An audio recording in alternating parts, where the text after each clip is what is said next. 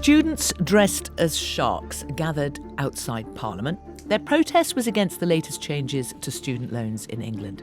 There are growing calls for a redesign of the student loan system. The debt is going up as fast as the payments are going in. It's just horrible to see that if you're trying to get a loan to go down. It's not like a mortgage where my payments are fixed every month. It's a payment that is dependent on how much I'm earning. You have to get back to, is this system fair?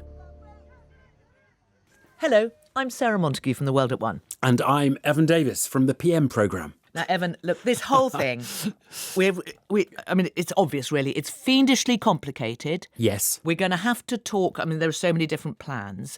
But in a way, I thought one of the things that just illustrates the problem for me was the example of the case of Marta. Marta is our colleague who pulled together this research for us. And I was saying, I want an example. And she said, use me. In her case, she graduated 2018. She had a loan of $27,000, which was just the tuition. In 2021, she hit the threshold for paying it off. Last week she checked and she now owes $35,000. Now that's just one example for so many students that you see. Their situation is so much worse. So what we have in this country, and we've got two different systems. There's the Plan 2 system, so-called, that applied for people starting in England up to 2022. So they're people have just graduated. And then the new Plan 5 system, which is slightly different and been tweaked quite significantly. Which is from 2023. Which is from the more recent graduates. Now, Marta is on Plan 2, and that's where you get... It's a sliding scale depending on your income, broadly RPI plus 3%. Correct. After 30 years, it gets written off. Correct. The Plan 5, which is the more recent adjustment, you're actually only paying RPI. But lower rate of interest, but 40 years. 40, yeah. More people will pay off Plan 5 than pay off Plan 2. So they've gone to a system that is just a little bit more like a loan, because for people who are going to pay it off, it operates more like a loan.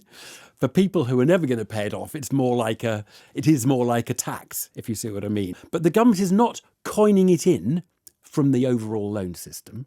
So these are the key factors. The government's not making a lot of money out of it, or sometimes might make a bit and sometimes not. But richer students, those who are earning more, have been subsidising within the loan system the less well-off students. Because in order to make the loan system not a massive loss maker for government, given that a sizable number of students are never paying the loans back in full, you've been making money out of richer students. So the distribution in the system has been from richer graduates to poorer graduates. And that has meant that the university system overall, if you like, the loan system pays for itself, more or less.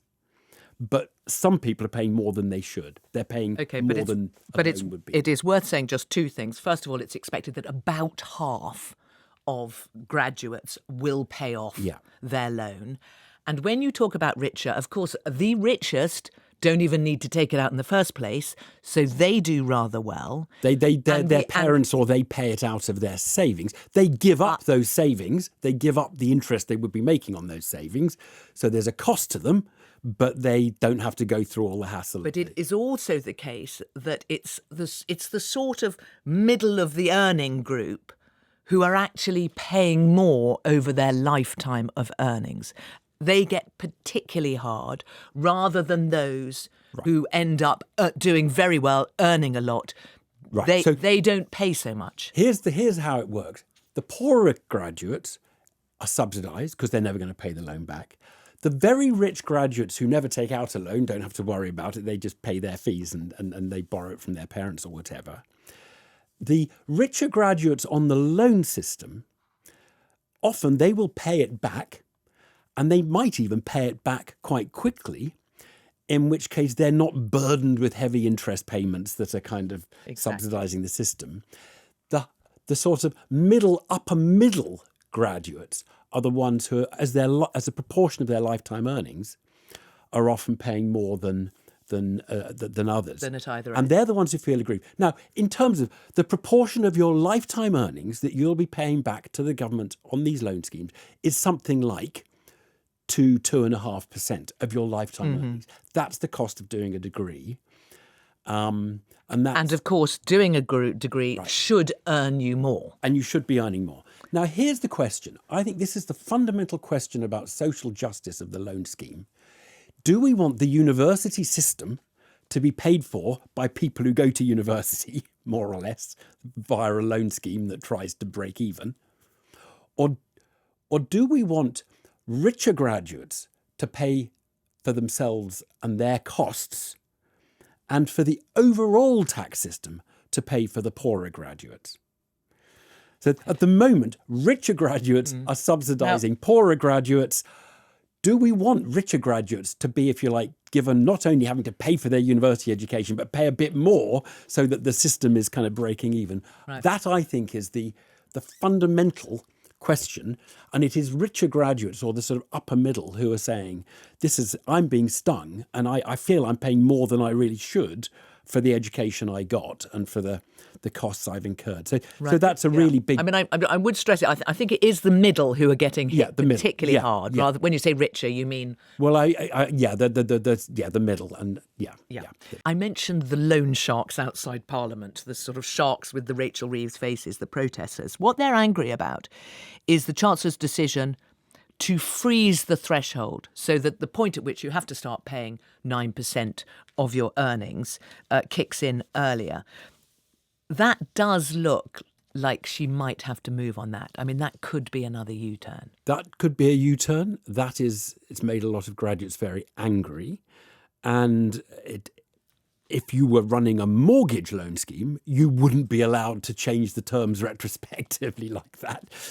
You could say the loans have been missold because you're not allowed to change terms of loans after people have taken them out.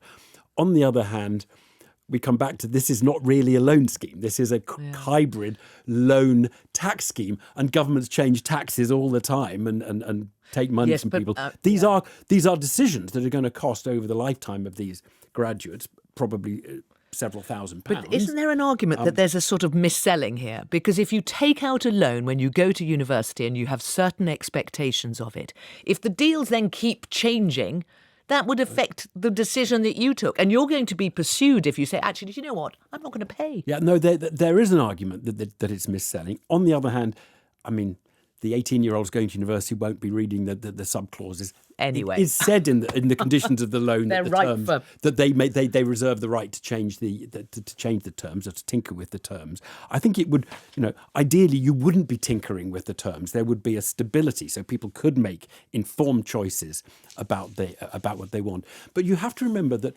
one of the things about our loan scheme, as opposed to offering people mortgage-type loans with fixed payment terms, one of the things about our loan scheme, which has got this very tax-based thing in it, is one of the things you don't know when you go to university is whether you're going to be a rich graduate or a poor graduate. You don't know what your earnings are going to be.